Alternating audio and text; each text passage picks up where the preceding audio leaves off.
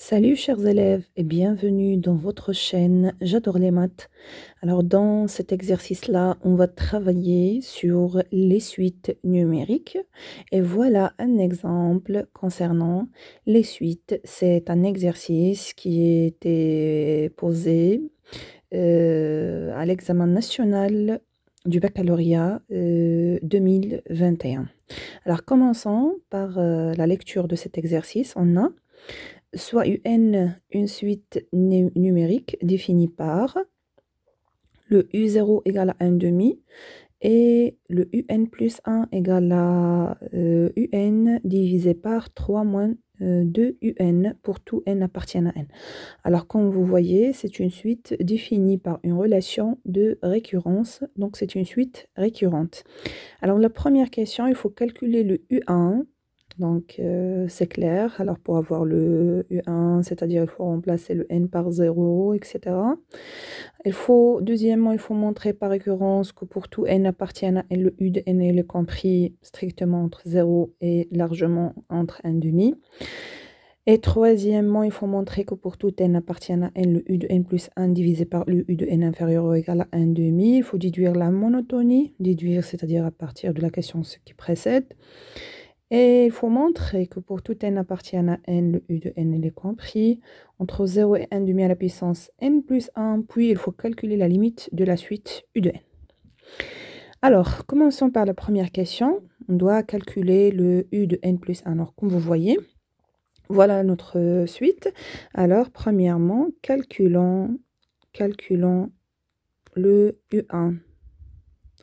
Alors, c'est-à-dire pour avoir le 1 comme indice, c'est-à-dire il faut donner 0, la valeur 0 à n. Donc le U1, c'est le U0 plus 1, c'est-à-dire on a remplacé le n par 0. Égal à, donc c'est U0 divisé par 3 moins 2 fois U0. Voilà, donc égal à, donc le U0 c'est déjà donné, c'est 1 demi. Donc 1 demi divisé par 3 moins 2 fois 1 demi. On va simplifier, qui nous donne 1 demi divisé par 3 moins 2, c'est 2. Égal, voilà, égal. Donc, c'est 1 demi fois 1 par 2, qui nous donne 1 par 4. Alors ici, on a appliqué un théorème ou une propriété qui nous dise A par B, le tout par C, c'est A par B fois 1 par C, d'accord? En conservant le premier nombre et on le multiplie par l'inverse du deuxième. C'est bien. Alors le U0 égale à 1 par 4. Voilà. Alors, passe ça maintenant à la deuxième question. Alors, la deuxième question, il faut montrer par récurrence que pour tout n appartient à n, le U de n est compris entre 0 et 1 demi. Alors, deuxièmement, montrer par récurrence que, quel que soit n appartient à n, le U de n est compris entre 0 et 1 demi. Alors, ici, bien sûr, la récurrence, le raisonnement par récurrence se passe en 3 étapes essentiellement. Alors, la première étape, c'est l'initialisation.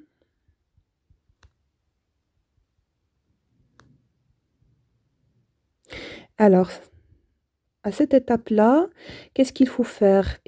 Et il faut vérifier que notre double inégalité est vraie pour le premier terme. Alors, comme vous voyez, notre suite est définie sur l'ensemble, sur tout l'ensemble n appartient à n, c'est-à-dire le premier élément, c'est U0.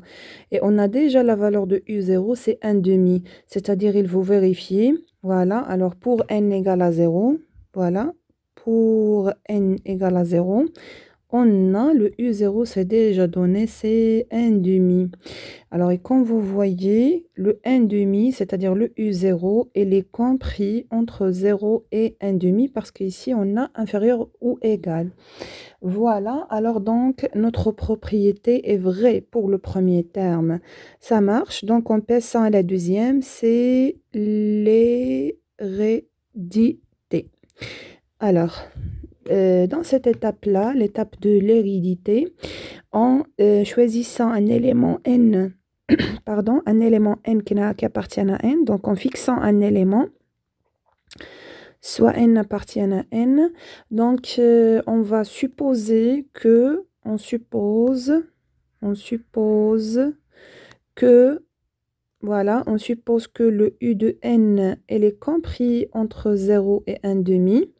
Et on va montrer que le u de n plus 1 est inférieur à, est compris, pardon, entre 0 et 1 demi. Voilà, donc on suppose qu'elle est vraie pour le rang n et on va montrer que notre propriété est héréditaire, c'est-à-dire qu'il est vrai aussi pour le terme suivant. Alors, pour arriver à trouver cette double inégalité, il faut prendre en considération que cette double inégalité est équivalente à deux choses. Premièrement, le u de n plus 1 est supérieur à 0 et le u de n plus 1 est inférieur ou égal à 1 demi. Voilà, si on va rassembler ces deux inégalités, bien sûr, on va avoir cette double inégalité. C'est bien. Alors, en commençant, alors comment on va montrer que le u de n plus 1 est supérieur à 0, sachant qu'on a déjà supposé, on a posé notre hypothèse de récurrence que le u de n est compris entre 0 et 1 demi. Alors, on va commencer par cette hypothèse. Donc, on a le u de n est supérieur à 0. Qu'est-ce qu'on va essayer de faire? On va essayer d'avoir un encadrement de u de n plus 1. C'est-à-dire, on va essayer de montrer que ce nombre-là, u de n plus 1, est aussi un nombre qui est positif. Alors, pour le numérateur, c'est clair, u de n est positif, cela signifie que cela est strictement positif, aucun souci. Alors, pour le dénominateur, il faut montrer aussi que ce nombre-là est strictement positif. Voilà, 3 moins 2 un. Voilà, alors, on va multiplier par 2. Donc, cela implique que 2un est supérieur à 0. Cela implique que moins 2un est inférieur à 0. Cela implique que 3 moins 2un est inférieur à 3. Voilà, et on va inverser parce que cette quantité-là, elle est dans le dénominateur. Donc, 1 par 3 moins 2un, ça sera supérieur à 1 tiers. C'est bien. Donc, supérieur à 1 tiers, c'est-à-dire c'est quelque chose qui est supérieur à 0. Donc, cela implique que si on va multiplier, bien sûr, par un nombre qui est déjà positif, le u de n, voilà, le u de n par 3 moins 2 u de n, c'est toujours un nombre qui est positif. Le positif fois le positif, c'est toujours positif. Donc, cela implique que le u de n plus 1 est supérieur strictement à 0. Alors, voilà notre première partie de démonstration. Maintenant, il faut montrer cette deuxième inégalité. Il faut montrer que le u de n plus 1 est inférieur ou égal à 1 demi. Alors, donc pour montrer cette inégalité-là, on va calculer juste la différence et d'étudier leur signe. On a u de n plus 1 moins 1 demi égale. Donc, on va remplacer le u de n par sa valeur ou par sa formule. C'est le u de n divisé par 3 moins 2 u de n moins 1 demi. Voilà, qui nous donne, donc on va unifier les dénominateurs, on va les mettre sous le même dénominateur qui nous donne 2 fois 3 moins 2 u de n. Et pour les numérateurs, on aura 2 un moins, on va multiplier cette quantité par moins qui nous donne moins 3. Et moins fois moins 2, c'est plus 2 un. Alors, qui nous donne, voilà, qui nous donne. Alors, pour le dénominateur, c'est 2 fois 3 moins 2 u de n. Et pour le numérateur, on va calculer cette partie. Alors, comme vous voyez bien, ici, on a 2un plus 2un qui nous donne 4un. 4 u de n moins 3. Alors, il faut étudier le signe de cette quantité-là pour savoir le signe. Alors, pour le dénominateur, c'est déjà fait. On a le 1 par 3 moins 2 u de n. Donc, on a déjà montré que ce nombre-là, si vous voyez bien, 1 par 3 moins 2un, on a montré qu'il est supérieur à un tiers qui est supérieur à 0. Donc, c'est un nombre qui est positif. Bien sûr, si on va le multiplier par 2, c'est la même chose. Alors, maintenant, il faut déterminer le signe de dénominateur. Alors, il faut arriver à encadrer ce terme-là. Alors, on a le u de n est inférieur ou égal à 1 demi. Si on va multiplier par 4, alors le u de n, 4u de n est inférieur ou égal à 2. Maintenant, on va diminuer le 3, donc 4u de n, voilà, on peut dire que c'est compris entre 0 parce qu'on a déjà supposé que le u de n est compris entre 2 et 0. Donc, cette quantité est comprise entre 0 et 2. On va diminuer 3. Donc, on aura, voilà, moins 3. Et ici, c'est moins 1. Alors, comme vous voyez, cette quantité-là, elle est comprise entre moins 3 et moins 1. Si on veut pas si on ne peut pas travailler par cette double inégalité, ça suffit d'écrire que u de n est inférieur ou égal à 1 demi. Finalement, on n'aura que 4 u de n moins 3 est inférieur ou égal à moins 1. Donc, cela signifie que ce nombre-là est négatif. Donc, 4, le u de n moins 3, c'est quelque chose inférieur à 0. Inférieur à moins 1, c'est inférieur à 0. Voilà, c'est inférieur à strictement à 0. Voilà, donc ce nombre-là, pour le numérateur, il est négatif, dénominateur est positif. Voilà, négatif par positif, bien sûr, c'est quelque chose qui est négatif. Donc, cela implique que 4u de n moins 3 divisé par 2 fois 3 moins 2u de n, c'est quelque chose qui est négatif. Voilà, donc cela, voilà, inférieur ou égal, pardon. Voilà. Donc, cela me permet de dire que le u de n plus 1 est inférieur strictement moins 1 demi, pardon, moins 1 demi, est inférieur strictement à 0. Cela implique que le u de n plus 1 est inférieur strictement à 1 demi. Bien sûr, à cette étape-là, on peut élargir l'intervalle et de dire que le u de n plus 1 est inférieur ou égal à 1 demi. Mais dans le sens inverse, c'est pas juste. D'accord? C'est pas juste. On peut élargir l'intervalle, pardon, mais on peut pas le diminuer. Voilà, donc finalement, qu'est-ce qu'on a montré? Donc, on a montré que le u de n plus 1 est aussi supérieur à 0 et inférieur à 1 demi. Si on va noter cette inégalité, c'est 2 et la première, c'est 1. Voilà, la première, c'est 1. On peut dire que c'est à partir de 1 et 2. Voilà, à partir de 1 et 2, on déduit que u de n plus 1, il est compris entre 0 et 1 demi. Et voilà, c'est ça l'hérédité. Donc, il nous reste la conclusion. Alors, la conclusion,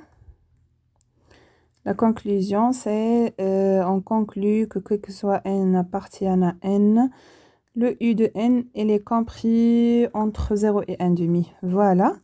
Maintenant, continuons notre exercice. Voilà, il faut montrer maintenant que pour tout n appartient à n, le u de n plus 1 divisé par le u de n est inférieur ou égal à 1 demi. Voilà, donc troisième question. Troisièmement, montrer que le u, quel que soit n appartient à n, le u de n plus 1 divisé par u de n est inférieur ou égal à 1 demi.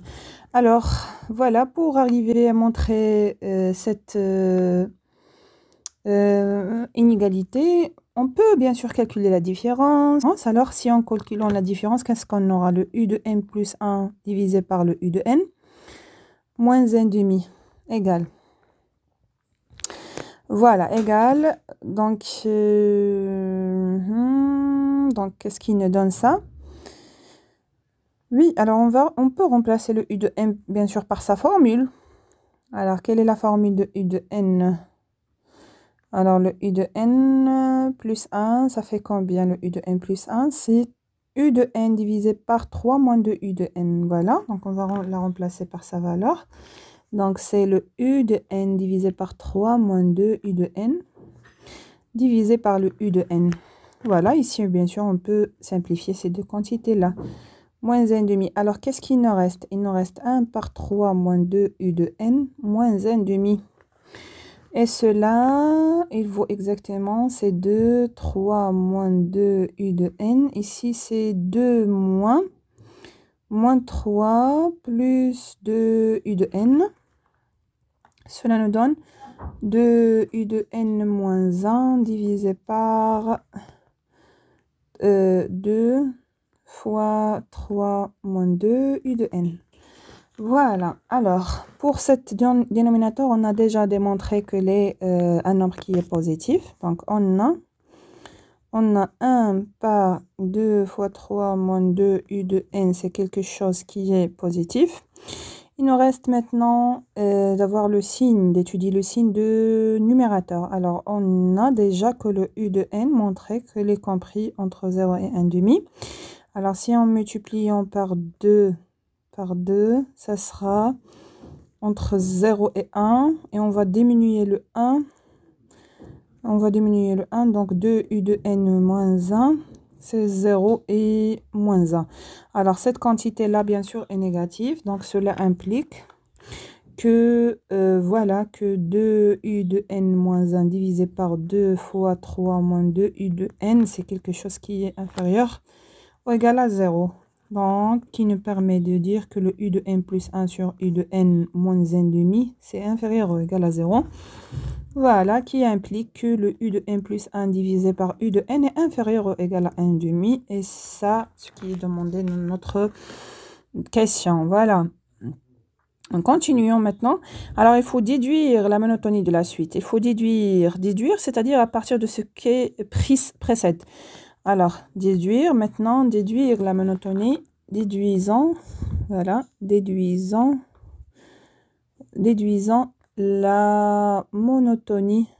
monotonie de la suite u de n. Alors, on a le u de n plus 1 sur u de n est inférieur ou égal à 1 demi. Alors, cela implique, bien sûr, on peut multiplier les deux termes par u de n, puisque c'est quelque chose qui est strictement positif. Voilà, le u de n est strictement positif. Alors, oui. Alors, on a déjà le u de n plus 1 sur u de n est inférieur ou égal à 1 demi. 1 demi est inférieur strictement à 1. Voilà, donc cela implique que le u de n plus 1, voilà. Ici, on va multiplier par u de n, les deux côtés. Ça sera inférieur à u de n. Voilà, on a multiplié par u de n. Bien sûr, c'est quelque chose qui est strictement positif. Voilà, alors, bien sûr, quel que soit n, appartiennent à n. Alors, cette inégalité, bien sûr, nous permet de dire que le u de n est décroissante. Voilà, parce que le u de n plus 1 est inférieur à u de n, quel que soit n. Pour que la suite sera croissante, il faut que u de n plus 1 est supérieur ou égal à u de n. Donc, dans ce cas-là, on dit qu'elle est croissante. Dans le cas contraire, on dit qu'elle est décroissante. C'est bien. Alors, en continuant, voilà, on a déduisé la monotonie de u de n. La quatrième question, il faut montrer que pour tout n appartiennent à n, le u de n, il est compris entre 0 et 1 par 2 à la puissance n plus 1. Voilà, quatrièmement, montrer que le u de n, il est compris entre 0 et 1 demi à la puissance n plus 1. Ici, ce sont des questions très classiques concernant les suites. En utilisant une méthode qui est très connue, c'est la méthode des multiplications descendantes. Alors, on va se baser sur la relation qu'on a déjà. Alors, qu'est-ce qu'on a? On a déjà que, voilà, on a déjà que le u de n plus 1 divisé par u de n est inférieur ou égal à n demi. Donc, cela implique que le u de n plus 1 est inférieur ou égal à n demi fois u de n. Bien sûr, parce que le u de n, c'est quelque chose qui est strictement positif. Voilà, qu'est-ce qu'on va faire? On va descendre, on va descendre dans cette inégalité. On va on va essayer de trouver l'antécédent de u de n plus 1. Alors, u de n plus 1, le terme qui précède u de n plus 1, c'est le u de n. Inférieur ou égal à n demi. Donc ici, comme vous voyez, u de n plus 1, u de n, c'est-à-dire le terme est son précédeur. Donc, ici, u de n, le précesseur de u de n, c'est u de n moins 1. Voilà. Et le u de n moins 1 sera inférieur ou égal à 1 demi fois u de n moins 2. Et ainsi de suite, jusqu'à par exemple arriver à u2, qui est inférieur ou égal à n demi fois u1. Voilà, et le u1 sera inférieur ou égal à 1 demi fois u0. Et ici, bien sûr, on va arrêter parce que dans cette valeur-là, on a donné à n la valeur 0. Maintenant, on va essayer de faire les multiplications terme par terme, bien sûr, sans faire un changement, parce que toutes ces inégalités-là sont supérieures strictement à 0. Alors, si en faisant la multiplication terme par terme, alors si vous voyez bien, on a ici le u de n-1 qui va être simplifié par u de n-1, u de n-2 avec u de n-2, et ainsi de suite. Voilà, et u de 1 avec u de 1. Alors, qu'est-ce qu'il nous reste? Il ne reste que le u de n est inférieur ou égal. Ici, on a 1 demi, 1 demi, 1 demi, combien des fois? Alors, de l'indice n-1 jusqu'à 0, donc il faut calculer le nombre des termes. Comment on calcule le nombre des termes? C'est n-1 moins 0 plus 1 qui nous donne n. Alors, le nombre de termes, c'est n. Donc, c'est 1 demi à la puissance n fois u0. Alors, le u0, c'est déjà donné. Le u0, c'est 1 demi. Donc, c'est 1 demi à la puissance n fois 1 demi qui nous donne 1 demi à la puissance n plus 1. Voilà. C'est ça la question. Voilà, bien sûr, qui est supérieur strictement à 0. Alors, calculer la limite de la suite u de n. Oui, supérieur à 0, bien sûr, parce que ici, c'est supérieur à 0. Voilà, supérieur à 0, supérieur à 0. Maintenant, il faut calculer la limite. Calculons la limite de la suite u de n. Alors, ici, on a le u de n, il est compris entre 0 et 1 demi à la puissance n plus 1. Voilà. Ici, si on a, voilà, on a la limite de 1 demi à la puissance n plus 1, bien sûr, égale à 0, parce que le 1 demi, il est compris entre moins 1 et 1. Voilà, donc la limite de u de n sera compris, d'après le théorème des gendarmes, soit compris entre 0 et 0, donc la limite de u de n, c'est exactement 0. Voilà. Alors, j'espère que vous avez bien compris et à la prochaine.